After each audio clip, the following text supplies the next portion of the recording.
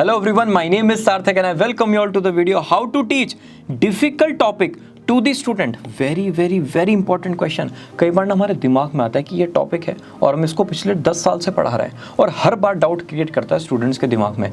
तो क्या कोई ऐसा तरीका है जिसके थ्रू हम उस टॉपिक को बहुत ईजी कर सकें? So let us explain the process of making the topic easy. सोचा था ये वीडियो हो सकती है, नहीं सोचा था तो फिर तो याद होगा आपको क्या करना है. Subscribe, identify the topic and conduct research. Let's take an example. Chapter number 5 है, ठीक है जी. उसके अंदर 15 कॉन्सेप्ट्स हैं.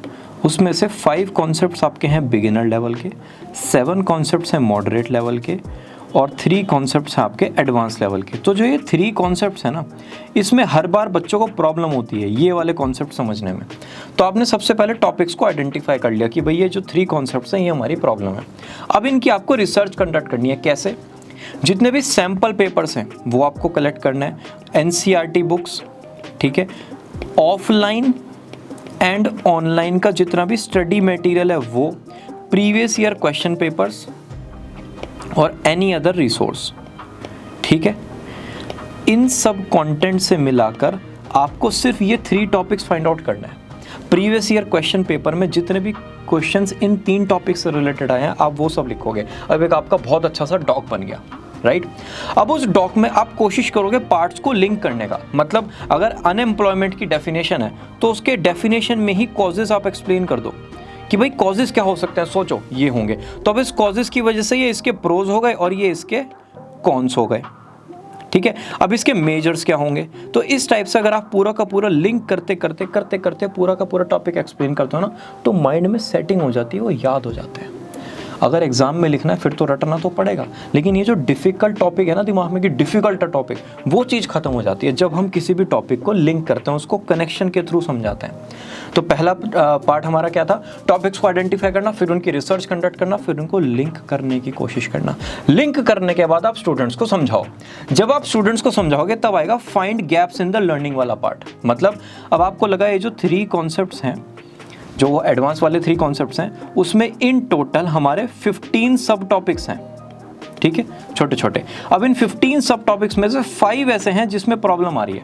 भाई एक में तो क्या है, कंटेंट ज़्यादा है तो हमने उसमें से कंटेंट थोड़ा सा डिलीट कर दिया. एक थोड़ा सा बोरिंग लग रहा है तो वहाँ पर हमने इमेजेस ऐड कर दी.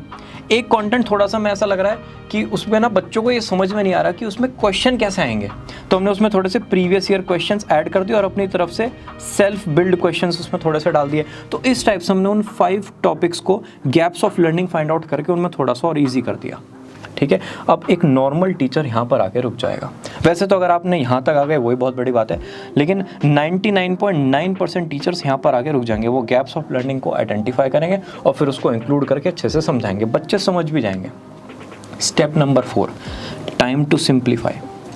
आप एक 6 ईयर ओल्ड स्टूडेंट को अगर कुछ समझा रहे हो तो उसको कैसे समझाओगे? उसको हर चीज़ ब्रेक डाउन करके समझानी पड़ेगी, स्टेप बाय स्टेप तरीके से समझाना पड़ेगा. अगर क्वांटम फिजिक्स या फिर पाई की 100 डिजिट्स की वैल्यू आपको बच्चे को समझानी है ना, तो ब्रेक डाउन करना पड़ेगा.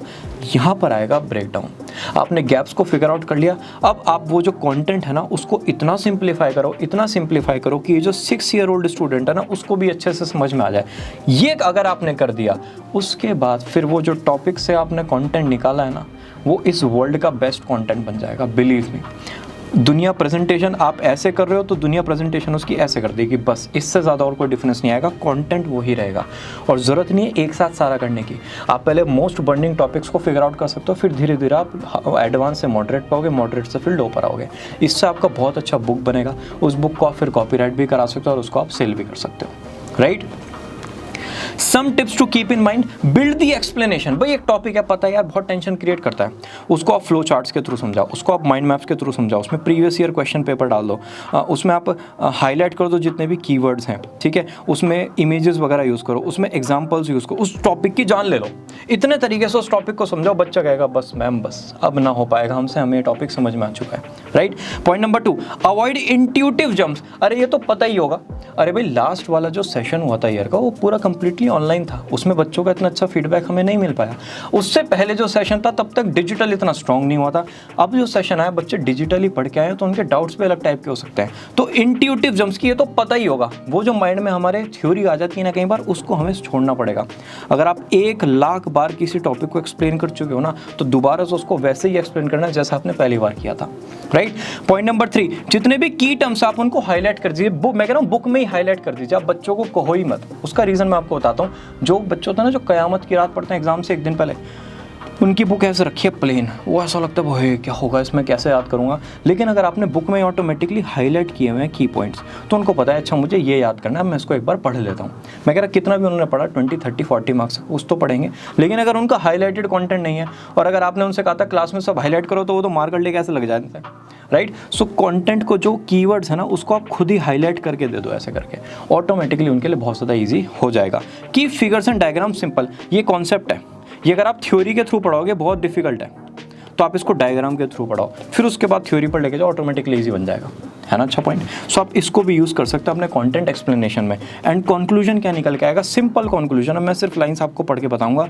एंगेजिंग माइक्रो लेसन्स आपको बनाने हैं और ज़्यादा सोचना नहीं है। जितना ज़्यादा सोचोगे ना, हम टॉपिक को रोमांटिसाइज कर देते हैं, इतना कुछ उसमें आ जाएगा जिसकी बच्चों को ज़रूरत ही नहीं है। तो उसको सिंपल रखना है और एक्सप्लेनेशन को टू द पॉइंट रखना है। बुक में फालतू की नॉलेज नहीं होनी चाहिए, बहुत ही एग्जाम ओरिएंटेड बुक आपकी होनी चाहिए। बुक, टॉपिक, ई बुक, टेम्पलेट, जो भी आप उसको कहना चाहें, राइट। कंक्लूजन ये निकल के आएगा। और टॉपिक को इजी करने का तरीका मैंने आपको बता दिया। कुछ टिप्स आप इनका यूज़ कर सकते हो अपने टॉपिक को और ज़्यादा एंगेजिंग करने के लिए। विल मीट यू ऑल कहाँ पर, नेक्स्ट वीडियो में। Bye bye.